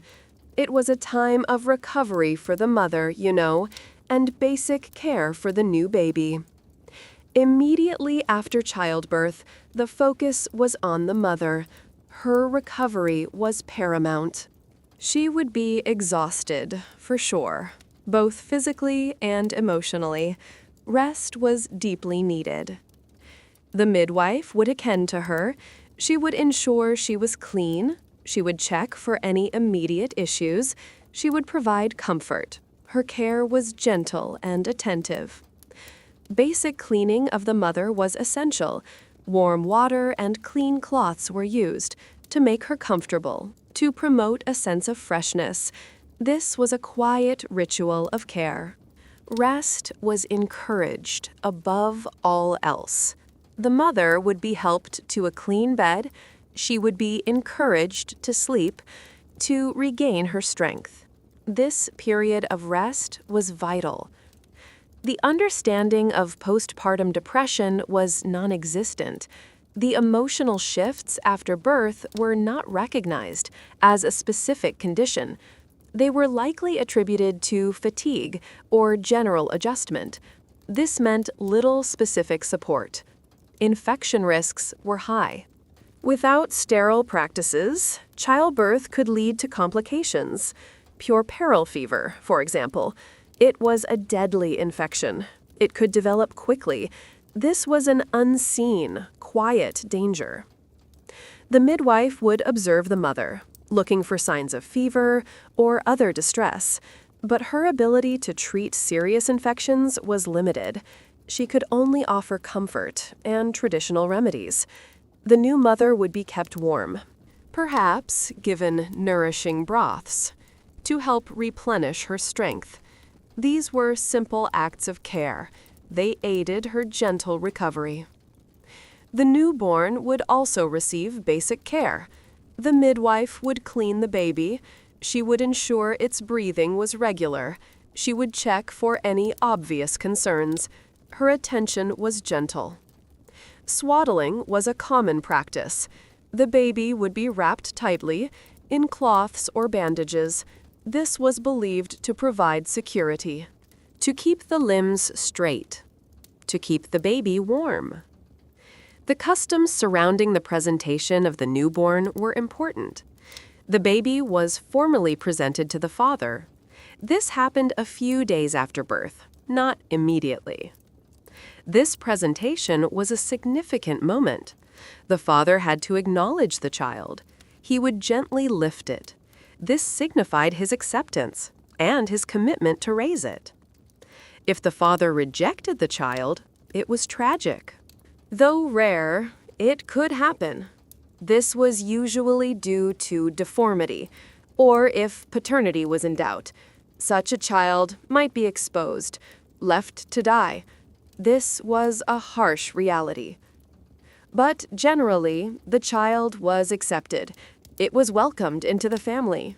This was a moment of quiet joy and deep relief for the mother. Her journey had a successful outcome. Naming ceremonies happened later, usually on the 8th day for girls and the 9th day for boys. This was a significant family event. The child was formally given a name and welcomed into the community. The mother would remain confined to her home for a period of time, often for several weeks. This was for her protection, for her recovery, and for bonding with her baby. This was a gentle tradition. Visitors would often be limited to ensure her rest and to prevent any disturbances. This quiet time was important for both mother and child. Imagine a Roman mother, exhausted but relieved. She holds her newborn close. She gently touches its soft skin. A quiet sense of wonder fills her. Her journey into motherhood has truly begun. This gentle insight into postpartum care, it shows the practicalities, it highlights the quiet dangers, and it reveals the deep, enduring love that marked these first moments of motherhood. Let's continue our calm journey. We will now gently explore early infant care. How did Roman parents welcome and nurture their newborns? It was a time of great vulnerability, and deep, abiding care. Feeding practices were central to infant care. Breastfeeding was the primary method. Mothers were encouraged to nurse their babies. This provided essential nourishment. It fostered a strong bond. However, sometimes mothers could not breastfeed, perhaps due to illness, or insufficient milk. In such cases, wet nurses were employed. A wet nurse was another woman. She would breastfeed the baby. Wet nurses were common in Roman society, especially among wealthier families. They were often enslaved women, or women hired for this specific purpose. They played a vital role. The choice of a wet nurse was important. She needed to be healthy. She needed to be of good character. Her milk was believed to pass on qualities, so careful selection was made. Some Roman writers, like Cyrannus, advised on wet nurses. They stressed good diet and gentle temperament. These recommendations showed careful thought for the baby's well-being. Swaddling was a universal practice. Newborns were wrapped tightly in long strips of cloth from head to toe. This was believed to protect them, to keep them warm, to encourage straight limbs. The practice of swaddling provided comfort. It made the baby feel secure. It helped them sleep peacefully. It was a gentle, ancient tradition. It was a core part of infant care. Bathing the newborn was also important. It was done with warm water and gentle sponges to keep the baby clean and comfortable. This was a quiet, daily ritual. The baby's delicate skin was cared for. Oils might be used to moisturize and to prevent dryness. These were simple acts of tenderness. They showed gentle attention. Cradles were used for sleeping, simple baskets, or wooden structures. They provided a safe place for the baby. They were often gently rocked to soothe the infant to sleep. The vulnerability of newborns was deeply understood.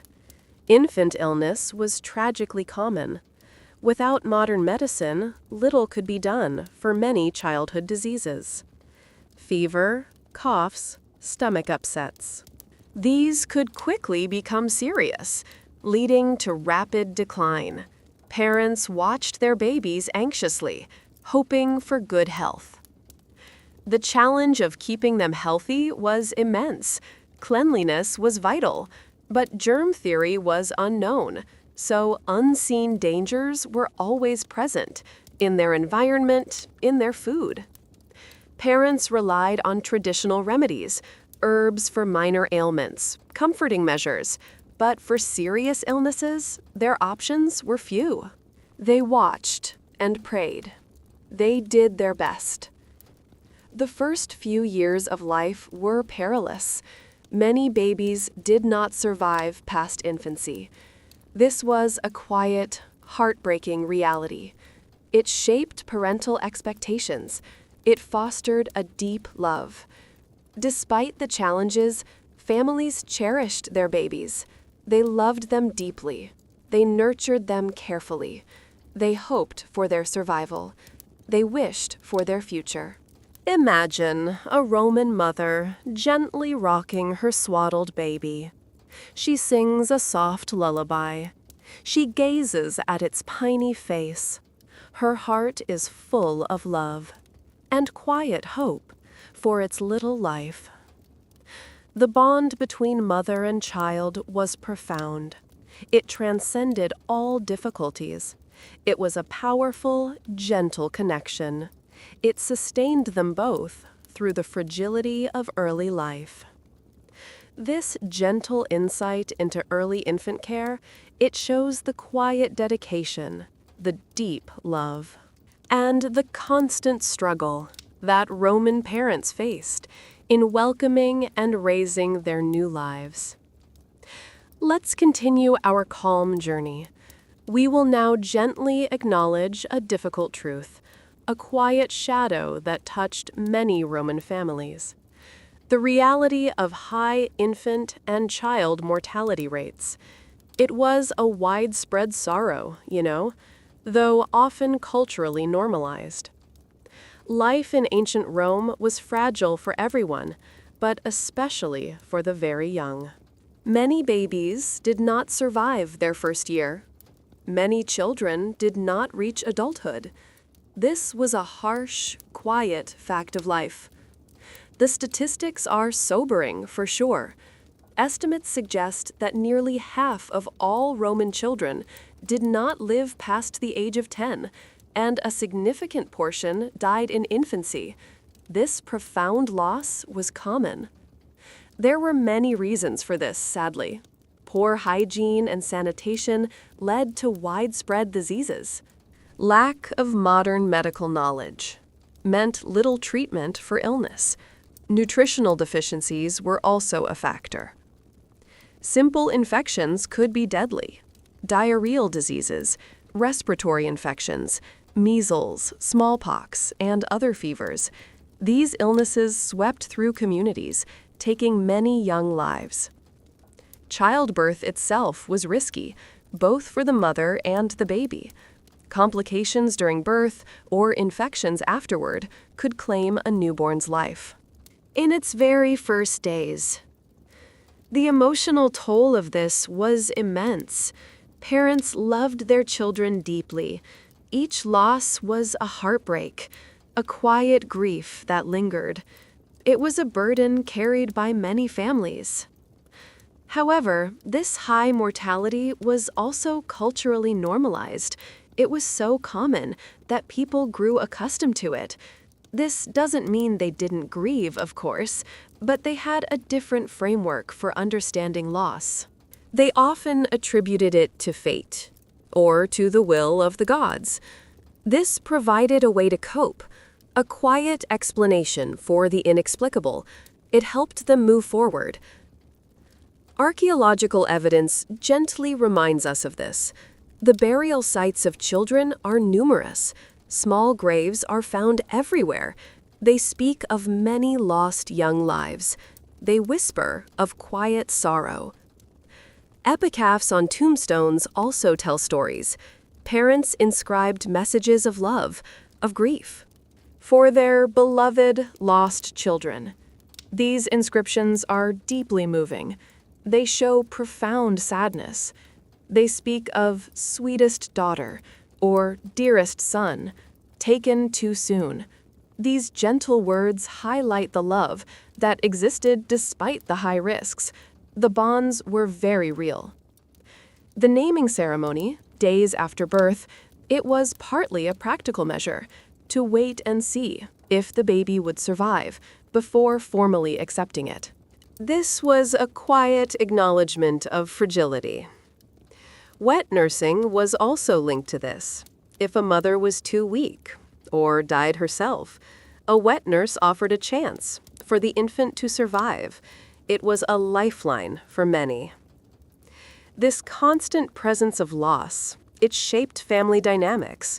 It made parents cherish their children even more profoundly, knowing how precious each life was, how fleeting. It also meant that larger families were common. Parents hoped that some children would survive to adulthood, to carry on the family line. This was a quiet, hopeful strategy. Imagine a Roman mother. She has lost a child, or perhaps several. Her heart carries a quiet ache. Yet she continues to love. She continues to hope for her living children. This resilience was extraordinary. To face such repeated sorrow and still find strength to embrace new life. It is a testament to the human spirit, a quiet, enduring strength. Our modern world, with its advancements, has largely pushed back this shadow. We often expect our children to survive. This was not the reality in ancient Rome. This gentle contrast is important. So, the shadow of loss. It was a constant presence in the lives of Roman parents. It was a source of deep sorrow, but also a catalyst for profound love and quiet perseverance. Let's continue our calm journey. We will now gently explore the heart's journey. What was the emotional landscape of pregnancy? Roman women experienced a complex mix of feelings, joy, hope, fear, and quiet determination. At the heart of it all was joy, the promise of new life, the expansion of the family. This was a profound happiness. It filled the quiet moments. It brought a gentle glow. Hope was a constant companion. Hope for a healthy baby. Hope for a safe delivery. Hope for a bright future. This gentle anticipation fueled their days. It lightened their burdens. Yet, fear was always present. The fear of complications, the fear of a difficult birth, the fear of losing the baby, or even her own life. These were very real concerns. They often lingered quietly. Anxiety about the baby's gender was also common, especially the desire for a son. To carry on the family name. This was a gentle societal pressure. It added to the emotional weight. Resilience was a deep inner quality. Roman women faced many hardships. They learned to endure. Pregnancy was another test of this strength. They met it with quiet courage. They found strength in their traditions, in their faith, in their community. These resources helped them navigate the emotional ups and downs. They provided a gentle anchor. Quiet determination was also key. To see the pregnancy through, to prepare for childbirth, to welcome the new life. This inner drive was powerful. It kept them moving forward. The deep connection with their unborn baby was profound. Feeling the first movements, imagining its future. This was a very personal bond. It brought immense joy. It fostered a deep love. The physical changes brought mixed feelings. The growing belly, the new discomforts. These were reminders of the journey, sometimes welcomed, sometimes challenging. The support of their husband was vital. His care and concern, his shared anticipation. This strengthened their bond. It made the journey a shared experience, a gentle partnership. The wisdom of older women was comforting. Their shared stories, their gentle advice. This made the expectant mother feel less alone. It provided a sense of continuity. Pregnancy was a period of introspection, a time for quiet reflection on life, on motherhood, on the future. It was a profound personal transformation, a gentle awakening. The vulnerability felt during pregnancy was real, both physical and emotional. Women relied on their inner strength and on the care of others to navigate this sensitive time. Grief was also part of the landscape. For those who experienced loss, miscarriage, or stillbirth, this quiet sorrow was deeply felt. It left a lasting mark on the heart. But even through loss, hope persisted. The human spirit's capacity for renewal, to love again, to try again. This was a quiet, enduring miracle. The sense of responsibility was immense, to nurture this new life, to bring it safely into the world. This weight was carried with quiet dignity. It shaped their every action. Imagine a Roman woman sitting quietly, perhaps by a window, her hands resting on her belly. She feels a gentle kick. A soft smile touches her lips.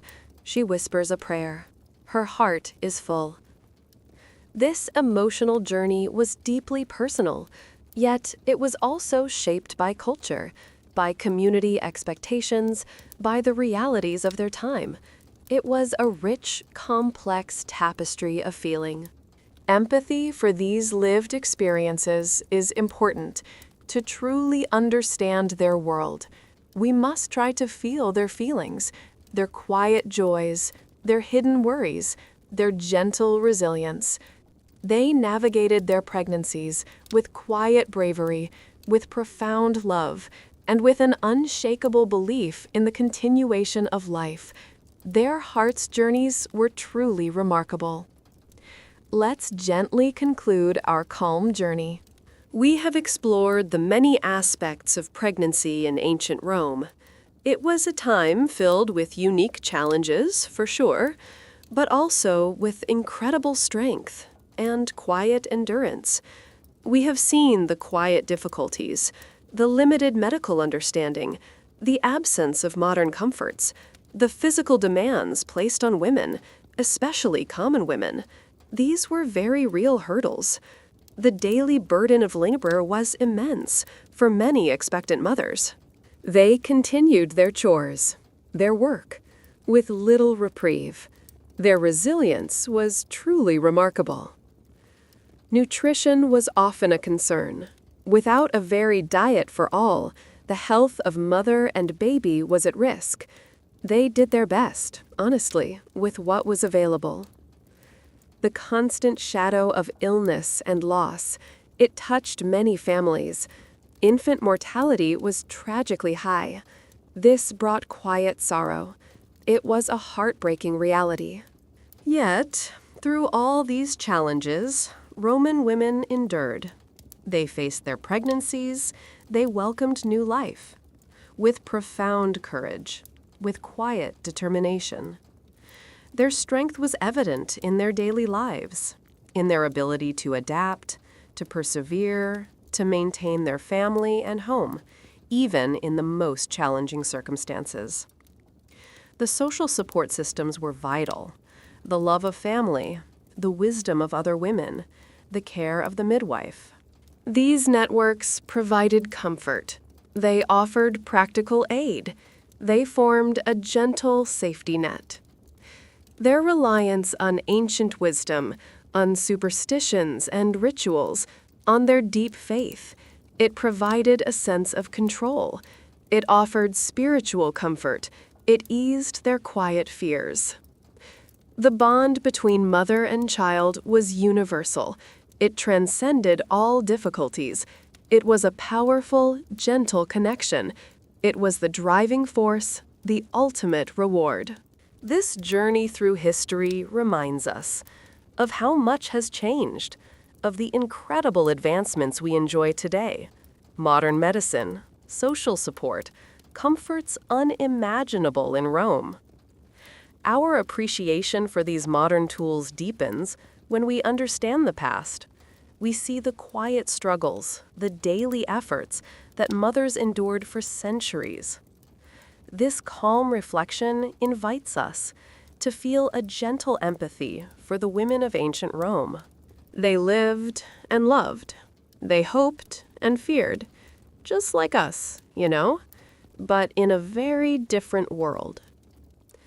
Their stories are whispers from the past. They speak of quiet resilience, of profound strength, of enduring love.